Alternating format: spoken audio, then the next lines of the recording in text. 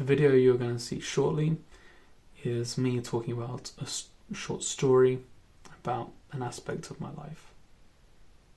It's centered around self-love, which is, as I see it, one of the keyest parts of self-improvement that's virtually never spoken about in much detail by people online.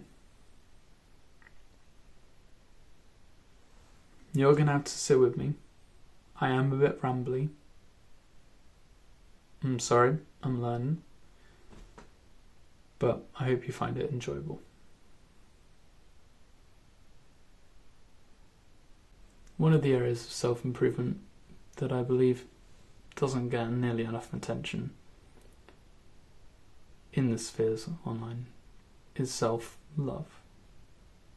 And this is a video that talks about self-love, and it goes into the various things that will be used in self-love, such as forgiveness, such as acknowledging how you feel about things, such as being aware of what you want and allowing you and encouraging yourself and talking in good ways about yourself to go for those things. I don't believe any self-improvement journey and life is complete or even stable without self-love. And so I think it's something that needs to be spoken about a lot more. This is a video which centers around this photo, and that is this dude 20 years younger.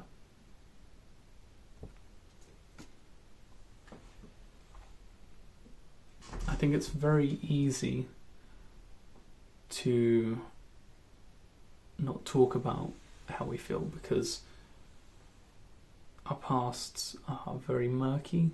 There's so many things that come to mind when we want to talk about it, and it's very hard to be able to talk about a certain element quite clearly. I hope with this video though that I'll be able to share some of my insight from what I can make sense of and what I can communicate about my life and about the lessons that I've learned from it. This particular lesson is centered more so around the idea of forgiveness and why specifically, at least according to my own philosophical positions and principles, you should be able to and you should be allowed to forgive yourself for what you've done. Now, when I was growing up, I lived in a household where I don't really remember ever getting issues resolved. I never remember feeling calm and like we'd work through something and things were okay. All I ever remember was feeling bad and then forgetting about it. That was how I dealt with bad things. And as such, I never learned the ways that I could help myself when I felt bad. And I think those ways of helping yourself, I would consider that aspects of self-love. About being able to confide in yourself, about being able to say positive things, and being able to look at yourself in a positive way. Being able to acknowledge how you feel and be able to just not have to do anything but just be able to sit there with your emotions. I never learned any of that. And I think that those are key components of self-love. Now, when I was younger, I didn't learn any sort of self-love. And I think that there is probably a correlation between how much you have self-love and how much you rely on the love of others. I was the kid in high school who always wanted to be in a relationship with someone. It wasn't because I genuinely cared about the people around me. It was because I was looking for someone who could tell me that I was okay and could treat me in a way that would provide me with love.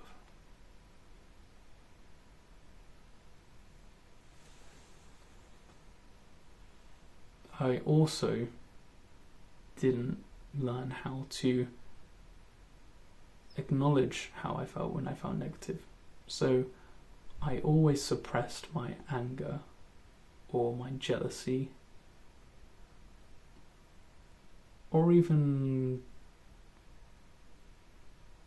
perhaps even other emotions as well.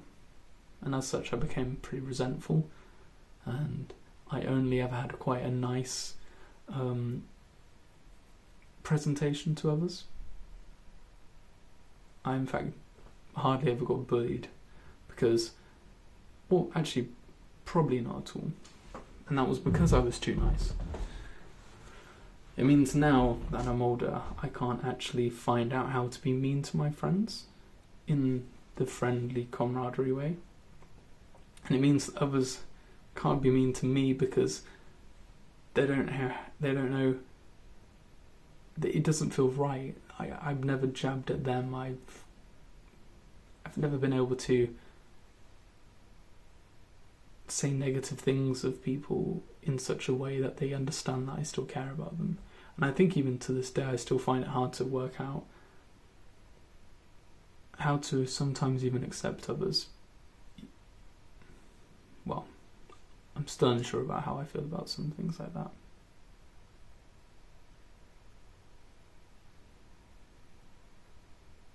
Getting more on track, however, we can return to this and say that, yeah, this kid would grow up and he'd get to the position where he would be aware that he presented himself to be kind and nice to everyone around him. And he knew it wasn't necessarily right. He felt uncomfortable. He knew it was a survival habit that he had adapted. But he didn't like that he was this way. I would often manipulate people through guilt, or say things strategically, or say certain things and calculate certain things. And I'd never be really just me. And because I was never me, I was always scared. I never saw the consequences of me being me. I never was able to see people actually accept me for who I am. And so I never had any capability to counteract the fear that if I really showed who I was, then people would hate me. That was my fear. Or I would be seen as a freak or disliked, or everyone would think I'm a weirdo. And I think some of that's fair. I mean, I do like weird music. I do like fun little quirky things. And schools and the kids in them certainly are not always the most open to new things. So perhaps that was something that was necessary at that time. But regardless, I found it hard to actually fully express who I am because of that. Now, where this actual photo is important for this video, and why I've even brought it out, is because this photo helped me develop forgiveness in myself. I was seeing a life coach around 16 years of age, and for the first time in my life, I was moving from this negative triad where I was thinking that the future was bleak and that it would only ever get worse, and that all my actions existing in it would only ever lead to worse things happening. And my view of myself was bad, and my view of the world around me was bad. And I was moving from that and being able to learn things like growth mindsets and how we all change in life and how we all become new and we progress. And that was great. It was fantastic to be able to learn and grow, but I didn't know why I deserved any of it. I didn't think I deserved it. And you might be in a similar situation, potentially. You might feel like you can improve, but you don't know why you're allowed to. I think that this is something that you have to learn, potentially even before you get in properly into self-improvement. So many people who are already watching this may have overcome this. This might not even be a problem. Or you might have grown up and this just doesn't even occur to you in its importance. But for the people who are watching this, who this is important for, I'm here right with you. But yeah, I didn't know how to forgive myself. I didn't think I deserved to be forgiven for the life I'd lived. And so I asked my life coach, all the stuff you've said is helpful, but why do I deserve any of this? I needed a logical reason for why I deserved to have my life improve, why I deserved to be able to have a good life. Because I didn't think I deserved one. And I certainly didn't. Well, from my point then.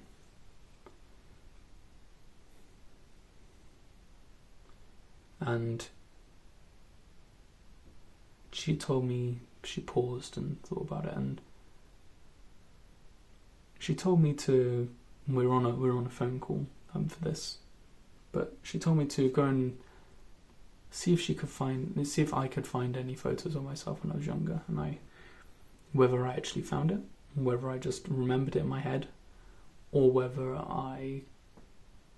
there's the only two options, or whether I had another image in my head, or another physical image with me, and then I just come to associate this with that time. I believe that I found this one. This one comes to mind. And it is this little picture of me just holding a little daisy or a little flower or something. Fake one. Flowers aren't actually that big typically in England. And she said to me, okay, well you see this younger version of yourself. How would you talk to them? Would you be saying any of the things that you say to it? Or would you say any of the things you say to yourself to them? Would you be that mean? Would you have that perspective of them? And well, the answer is of course not. Of course I wouldn't tell this little creature that his life would never improve and that he was a bad and sinful person and a fake person. This little kid is innocent. There's a great quote by Nietzsche that should be there in its reference, but it is something like, life is inherently innocent. And it's true. I mean, this kid doesn't know what he's doing. It isn't his fault that he grew up the way he did. This kid, just like me as I was growing up, was simply dealing with the world as with everyone else in the world, is dealing with the world as it appears to them. They're simply trying to do what's best for themselves and for the people around them that they care about, according to what has been shown to them and how they've best worked out how to deal with what's been shown to them. And you never tell this kid that he's like never going to change or grow or become something new or even be able to fix his like faults that he's done in the past. You wouldn't say that to him. So why was I doing it now? I was 16. It's been 6 years from then. And I'm completely different in so many ways. Like, in a few ways I'm the same, but I'm so different. I genuinely thought that I would never change and I wouldn't become something else. And how weird is that? How funny is that I could even think that? And so this is a video that is made to say, if you can imagine yourself as a kid, would you say the things that you're saying? Would you say to them that like everything that they do will get worse? Would you say to them that, oh, this person sees it this way, or and they're probably going to do this, and then that's going to happen, and that'll be bad because of this? Or would you always give them the benefit of the doubt? Would you say, no, it's okay, it's alright? One of the most important things I think about self-love is that self-love is, if you saw yourself, how would you act in a loving way to them? That is what self-love is. And I think the best way to think about that is, if you saw a little kid, if you saw yourself when you were younger, how would you treat them? Would you be kind? Or would you be horrible? And of course you're going to want to be kind. There's no reason why anyone deserves any harshness thrown at them.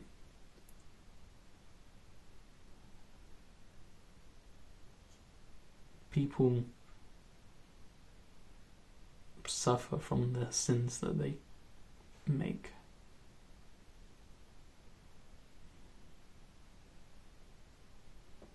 Sooner or later the world comes back and hurts them, or shows them the hurt that they've created in themselves and in others. We don't need to hurt anyone. We don't need to hurt ourselves. If you feel like you can't forgive yourself, then you're not allowing yourself to be able to change and grow and even atone for the sins that you've committed. And you could turn to Christ or any other type of being, or God, or whatever.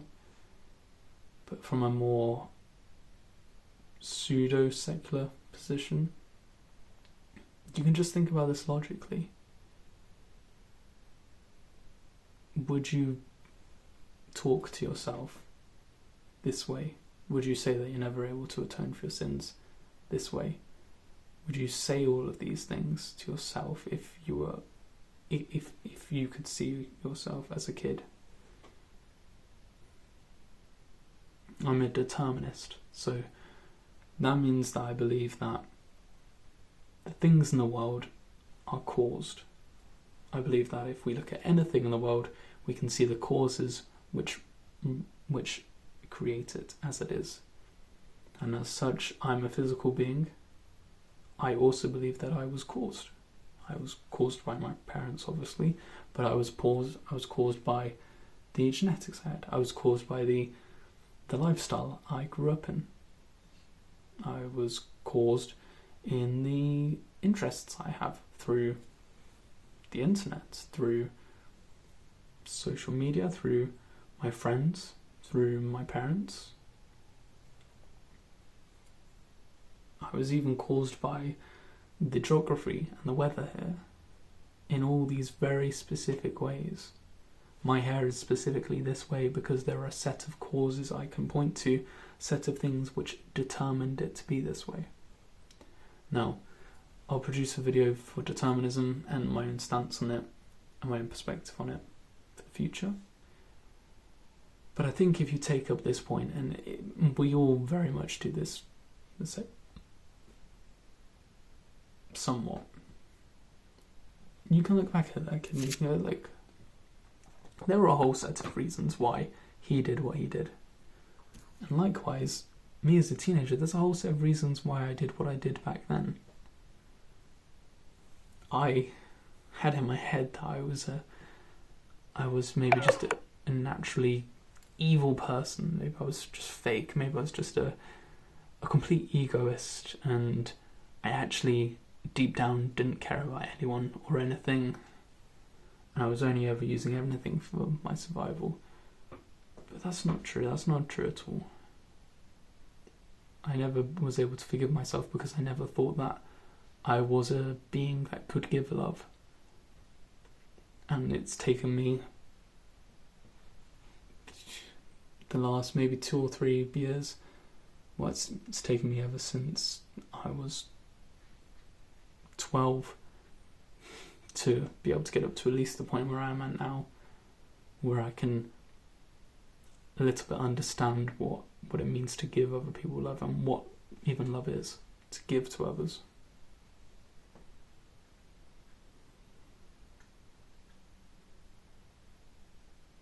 So the takeaways I give to this little kid and to you guys at home is to ask yourself, if you were talking to yourself the way you're talking to like a younger you, would that be right? Would that be kind? Would that be fair? Would that be reasonable? And if so, why are you talking to yourself like that right now? Secondly, I'd like to say that I do believe that the world is determined. So I believe that there were reasons why you did what you did. I think that if you look back, you can find them out. You can reflect on them. You can suggest why you probably did what you did. And I think you can understand yourself better that way. You can respect yourself because you can understand where you came from and why you did what you did. And lastly, I want to say that we often think that forgiveness is about forgetting. It's about not being able to do what was right. We link this idea up so much, where we think if you forget about something, then you're not correcting the injustice. But forgiving isn't necessarily about forgetting. I do believe, which will have to be its own video, that forgetting is the ultimate end goal. And I think that we all do that eventually anyway, where we forget things because we die. But forgiving doesn't mean that you disregard the things that you've done in the past. Forgiving is the chance that you give yourself to be able to atone for them, to be able to do right.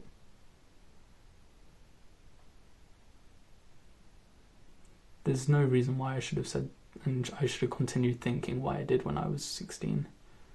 And there's no reason why I should ever do it ever again. I don't need to think that I will never change, and that I will never grow, and that I will never be able to correct things. Some things in the past have been done and they can't be undone, and I have to live with that. But there are plenty more things that I can do and change and grow and become new, and I can. So I deserve to forgive myself because I will grow. I simply will do that. That isn't something that I even am controlling, but I will wake up tomorrow and I will have another chance to do something different.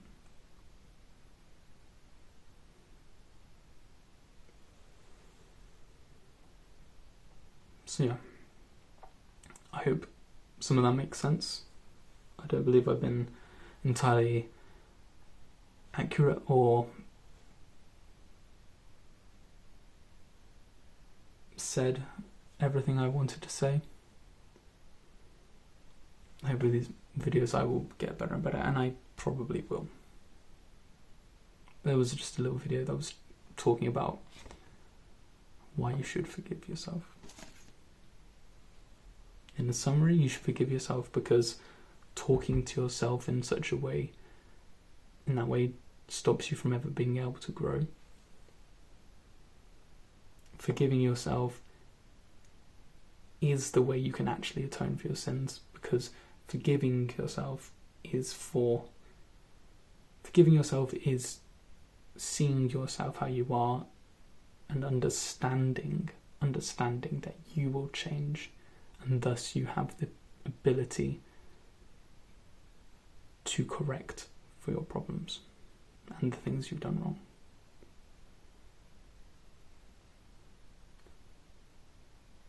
And 3, you were caused to be that way. It doesn't mean that you can't believe that you have agency to change your life, but you were caused that way. It's respectful to acknowledge the things that have caused you to be how you are. It's respectful to yourself because you're acknowledging you for who you really are.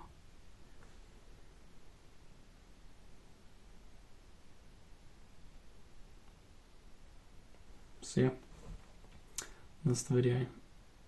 I hope that helps in some way. I've written 2 scripts for this. I've recorded it 4 times before this, and I don't think I've been able to fully articulate everything that I wanted to say, so we'll do better next time. But I hope, regardless, that you've been able to find something of value in this. Anyway, I love you all. I'll see you guys in the next video.